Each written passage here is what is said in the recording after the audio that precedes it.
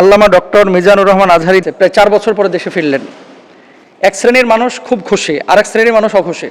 কারা অখুশি? যারা সারা জীবন তার বিরোধিতা করেছে তারা অখুশি, আর যারা তাকে কপি করে ময়দান ধরে রেখেছিল তারাও অখুশি।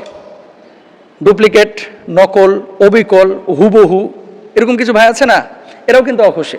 ডক্টর লুৎফুর রহমান রহিমাহুল্লাহ, আল্লাহ তাআলা তাকে জান্নাতে উঁচু মাকাম দান করুন, তিনি একটি লেকচারে বলেছিলেন যে মিজান ফিরবে বীরের বেশে। কি প্রত্যাশা তার কাছে আপনাদের এবং আমাদের কি প্রত্যাশা তার কাছে? এক ভাই লিখেছেন যে মোহতারাম আল্লামা ডক্টর মিজানুর রহমান আজহারি দেশে ফিরেছেন, আপনারা খুশি নাকি অখুশি? কারা খুশি কারা অখুশি? 2 নম্বর লিখেছেন ডক্টর লুৎফুর রহমান রহিমাহুল্লাহ, আল্লাহ তাআলা তাকে জান্নাতে উঁচু মাকাম দান করুন, তিনি একটি লেকচারে বলেছিলেন যে মিজান ফিরবে বীরের বেশে। কি প্রত্যাশা তার কাছে আপনাদের এবং আমাদের কি প্রত্যাশা তার কাছে? এ ব্যাপারে আপনাদের কোনো দিক নির্দেশনা আছে কিনা? দেখেন, অনেক প্রশ্ন আপনারা অনেকভাবে অনেকেই করে থাকেন। আসলে সব প্রশ্নের জবাব আমরা সবসময় দেওয়ার চেষ্টা করি না, কিন্তু কিছু কিছু বিষয়ে কথা বলা প্রয়োজন মনে করি। সেটা হলো ওনার ব্যাপারে কেন এই কথাটা আসতেছে। প্রায় 4 বছর পরে দেশে ফিরলেন। এক শ্রেণীর মানুষ খুব খুশি, আরেক শ্রেণীর মানুষ অখুশি। কারা অখুশি? যারা সারা জীবন তার বিরোধিতা করেছে তারা অখুশি, আর যারা তাকে কপি করে ময়দান ধরে রেখেছিল তারাও অখুশি। ডুপ্লিকেট, নকল, অবিকল, হুবহু এরকম কিছু ভাই আছে না, এরাও কিন্তু অখুশি। আচ্ছা, আমি যে কথাটা বলতে চাচ্ছি, ডক্টর আল্লামা লুৎফুর রহমান সাহেব যে বিষয়টি বলেছিলেন যে বীরের বেশে ফিরবে, কারা তাকে দেশ থেকে বের করেছিল সেটা ভাই নিজে জানেন। এখন যারা বের করেছিল এবং প্রেশার ক্রিয়েট করেছিল, আল্লাহ তাআলা তাদেরকে লাঞ্ছিত করেছেন, তারা এখন পালিয়ে বেড়াচ্ছেন, আর আল্লাহ তাআলা ঠিকই বীরের বেশে তাকে ফিরিয়ে নিয়ে এসেছেন। তো লুৎফুর রহমান সাহেবের কথাটা আসলে আল্লাহ তাআলা বাস্তবায়িত করেছেন। আমাদের প্রত্যাশাটা কি? আমাদের প্রত্যাশা হচ্ছে সারা বাংলাদেশে হক্কানি রব্বানি যত আলেম আছে, যারা ফকি, যারা মুফতি, যারা মাওলানা, যারা মুহাদ্দিস, যারা মুফাসসির, প্রত্যেকেই আমাদের কলিজার টুকরা, যারা হক কথা বলে, যারা ইসলামী আন্দোলনের কথা বলে, যারা আল্লাহর জমিনে আল্লাহর দ্বীন কায়েমের কথা বলে, যারা মানুষকে শুদ্ধতার পথে ডাকে, যারা মানুষকে ঈমানের পথে ডাকে, যারা মানুষকে শিরিক বিদআত থেকে দূরে রাখার চেষ্টা করে, প্রত্যেকেই আমাদের কলিজার টুকরা, কোনো সন্দেহ নাই, কোনো সন্দেহ নাই। এখন প্রত্যাশা কি? প্রত্যাশা হচ্ছে তিনি আমাদের বাংলাদেশের একটি অ্যাসেট। তিনি আমাদের বাংলাদেশের একটি অ্যাসেট। এদেশে গুণী মানুষের কদর হয় না, কারণ ওই পেছন থেকে সবসময় টেনে ধরা হয়। দেখবেন আগামী 1 মাস সর্বোচ্চ যদি উনি 10টা মাহফিল করে, এখান থেকে কিছু লোক আছে ওয়াজে কি বলতেছে এটা শোনার আগে ভুল কোথায় ধরা যায় এটা আগে বেশি শোনায়, যে কোন জায়গাটায় ওনাকে অ্যাটাক করা যায়, ভুলটা ধরা যায়। তো আমরা এই ভুলের চশমাটা না লাগায়া অন্তরটাকে শুধু ভুল ধরার জন্য প্রস্তুত না করে আমরা উদার মানসিকতা নিয়ে, অবশ্যই একজন মানুষের ভুল হতে পারে, তো ভুল ধরার একটা ধরন আছে, সিস্টেম আছে, যেটা শরীয়ত আপনাকে শিখিয়ে দিয়েছে।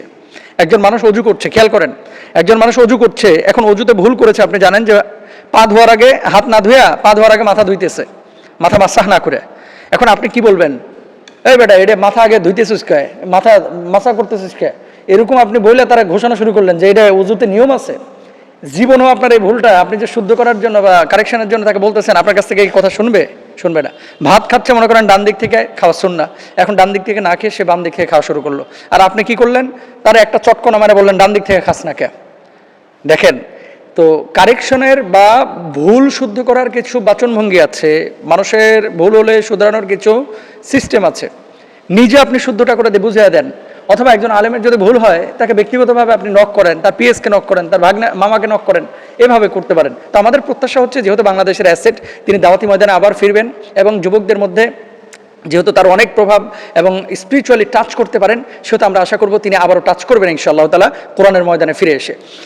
আচ্ছা, সমালোচক আমাদের শত্রু না। আমাকে নিয়ে সমালোচনা হয়, মিজানুর রহমান আজহারি ভাইকে নিয়ে সমালোচনা হয়, XYZ অনেক স্কলারকে নিয়েই সমালোচনা হোক, মানে সমালোচকরা সমালোচনা করে এবং সমালোচনা হয়ে থাকে। লজিক এবং ব্যক্তি আক্রমণ আমরা খেয়াল করব না। লজিক্যালি কেউ যদি সমালোচনা করে যে এটা যৌক্তিক, সে সমালোচনা করতে পারে, তার বাক স্বাধীনতা তার আছে, সে করতেই পারে। কিন্তু আপনি সমালোচনা করতে গিয়ে আরেকজন নিরীহ মানুষের উপরে যদি জুলুম করেন, আল্লাহর আদালতে আপনাকে কিন্তু দাঁড়াইতে হবে ভাই। 4টা বছর যারা দেশের বাইরে তাকে রেখেছিল, আজকে তারা কিন্তু দেশে নেই। তা আপনি যাকে টেনে ধরছেন, খামচে ধরছেন, যাকে আপনি রদ করতে যাচ্ছেন, এই মানুষটা একসময় হয়তো আল্লাহ তাআলা, আপনি তাকে টেনে ধরতে যাচ্ছেন, আল্লাহ তাকে উঠিয়ে দেবে, আপনি হয়তো পিছনে পড়ে যাবেন, কিছু করতে পারবেন না। আর দুনিয়ার জিন্দগিতে যদি ফাঁক ফোকর দিয়ে আপনি পারও পেয়ে যান, কিয়ামতের ময়দানে কিন্তু আপনি পার পাবেন না ভাই, আল্লাহর আদালতে আপনারা দাঁড়াইতে হবে। সুতরাং আমাদের প্রত্যাশা হচ্ছে তিনি কোরআনের ময়দানে ফিরবেন এবং তিনি কথা বলবেন। একজন বক্তা আরেকজনকে অনুসরণ করতেই পারে। আমার এই কথা শোনার পরে হয়তো বা তার মতো যারা ওয়াজ করেন অনেকে আমার উপরে ক্ষিপ্ত হবেন। আসলে আমি আপনাদেরকেও লক্ষ্য করে বলতেছি না কথাগুলো। কিছু ভাইরা আছেন মিজানুর রহমান আজহারির 5টা ওয়াজ মুখস্থ করেছে এবং এটা দিয়ে প্রায় 5-6 বছর, 4 বছর, 3 বছর চলতেছে। কেন রে ভাই? ময়দানটা তো আপনার কাছে আমানত, এমনটা যেন না হয়। আল্লাহ তাআলা নিজের একটা কণ্ঠ দিয়েছে, কথা বলার বাচনভঙ্গি দিয়েছে। সবার জিহ্বা কি একরকম? কণ্ঠ কি একরকম? চেহারা কি একরকম? স্বতন্ত্রভাবে আল্লাহ তাআলা প্রত্যেকটা মানুষকে সম্মানিত করে বানিয়েছেন। তো আপনাকে আল্লাহ তাআলা একটা বৈশিষ্ট্য দিয়েছেন, সেটাকে নিয়ে আপনি ক্ষান্ত থাকেন, সন্তুষ্ট থাকেন এবং ইখলাসের সাথে কাজ করে যান। ইনশাআল্লাহ আল্লাহ তাআলা আপনার এর ভিতরে বারাকা দেবেন। কিন্তু কিভাবে টুপি পরছে, কোন টুপি পরছে, কোন কোটি পরছে, কোন জুব্বা পরছে, কিভাবে কথা থ্রো করছে, একেবারে যেভাবে বলতেছে সেভাবে আপনি কপি করে নিয়ে যে ছাড়তেছেন। তো মার্কেটে এরকম নকল মাল তো সবসময় ভালো হয় না ভাই, সবসময় ভালো হয় না। তো আপনাদেরকে যেটা বলবো, শুধুমাত্র আজহারী সাহেব কি ওয়াজ করতেছে এটা ফলো না করে কোরআন এবং সুন্নাহের মধ্যে অনেক মেসেজ আছে, এগুলো নিজে পড়াশোনা করে নিজস্ব স্টাইলে অথবা তার মতোই কথা বলেন। তিনি শুধুমাত্র দেখতে যেমন যেভাবে কথা বলে সেভাবে কথা না বলে তার যে ইখলাস, তার যে বাচনভঙ্গি, তার যে অন্যান্য গুণাবলী আছে সেগুলোকে গ্রহণ করার চেষ্টা করেন। সমালোচক যারা আছেন তারা আপনারা সমালোচনা করতে পারেন, তবে ভুলগুলো ধরতে গিয়ে যেন আরেকজনের উপর আপনারা জুলুম না করেন, এটা খেয়াল করবেন।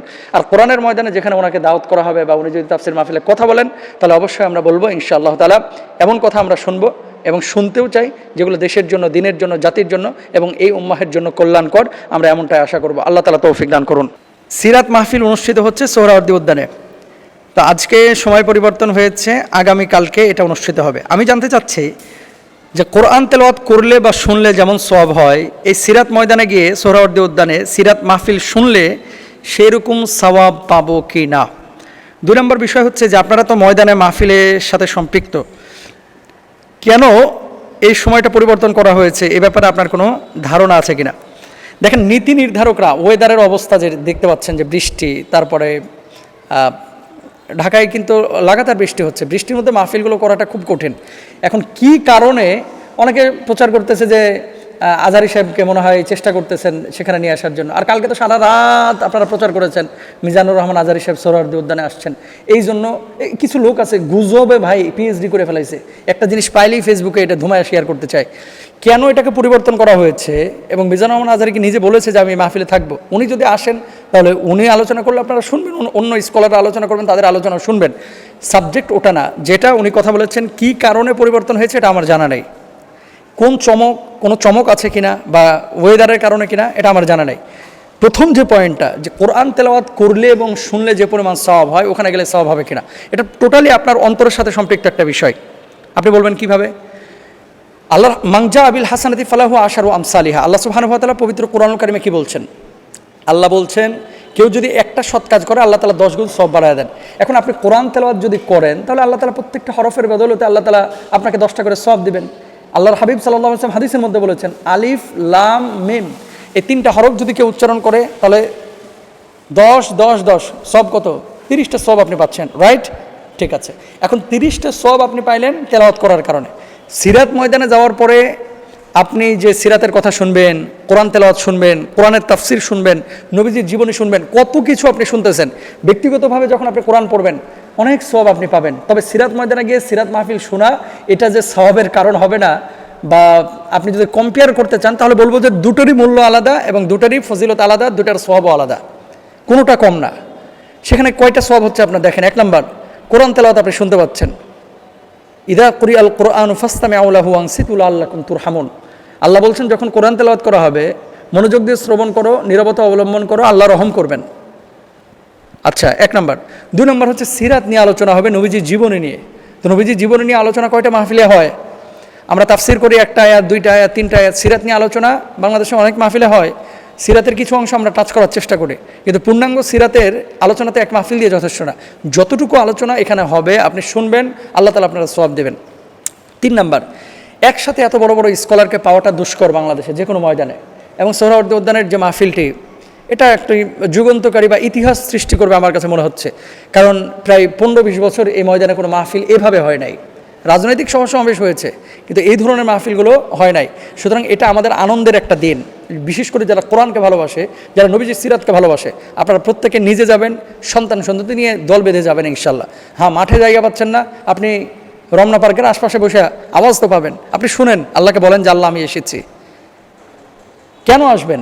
শেখার জন্য, জানার জন্য, নবীজির সিরাত সম্পর্কে ধারণা পাওয়ার জন্য, সেজন্য আপনি আসবেন। আর এই ধরনের দিনে মাজলিসগুলো যখন কায়েম হয়, সেখানে মাজলিসের শ্রোতা যারা বসে, যারা আলোচনা করে, আল্লাহ সুবহানাহু ওয়া তাআলার ফেরেশতারা আকাশ থেকে এসে তাদের উপরে রহমতের ডানাগুলো বিছিয়ে দেন, সাগরের মাছগুলো তাদের জন্য দোয়া করতে থাকে, ইভেন গর্তের পিপিলিকা পর্যন্ত তাদের ক্ষমার জন্য দোয়া করতে থাকে, সুবহানাল্লাহ। তাহলে এই যে ফজিলত, এগুলো তো আপনি ঘরের মধ্যে বসে থাকলে পাবেন না। তাহলে আমাদের করণীয় কি? আমাদের করণীয় হচ্ছে 1 নম্বর, অন্তরটাকে বিশুদ্ধ করা। কেন আমি সেখানে যাচ্ছি? আমার উদ্দেশ্য হচ্ছে একটাই, আল্লাহকে রাজি খুশি করা। 2 নম্বর উদ্দেশ্য হচ্ছে সেখান থেকে কিছু মেসেজ নেওয়া। কোন বক্তা আসতেছে, মিজানুর রহমান আজহারি আসতেছে, না জাবিরি সাহেব আসতেছে, না আমির হামজা সাহেব আসতেছে, না XY যত স্কলার, আরে যারা হক কথা বলে সবাই আমাদের মাথার মুকুট, মধ্যমনে। যারাই হক কথা বলবে, কোরআনের কথা বলবে, সিরার কথা বলবে, আমরা তাদের কথাগুলোকে অ্যাকসেপ্ট করব, শিক্ষা নেব, এবং আমরা এখানে দলে দলে যাবো ইনশাল্লাহ। তাহলে আপনি যে কথাটি বলছিলেন যে সওয়াব পাবো কিনা, সওয়াবের বিষয়টা হচ্ছে আপনি কোরআন তেলাওয়াত করলে এক ধরনের সওয়াব পাবেন, সিরা ময়দানে গেলে আরেক ধরনের সওয়াব পাবেন। আল্লাহ বোঝার তৌফিক দান করুন।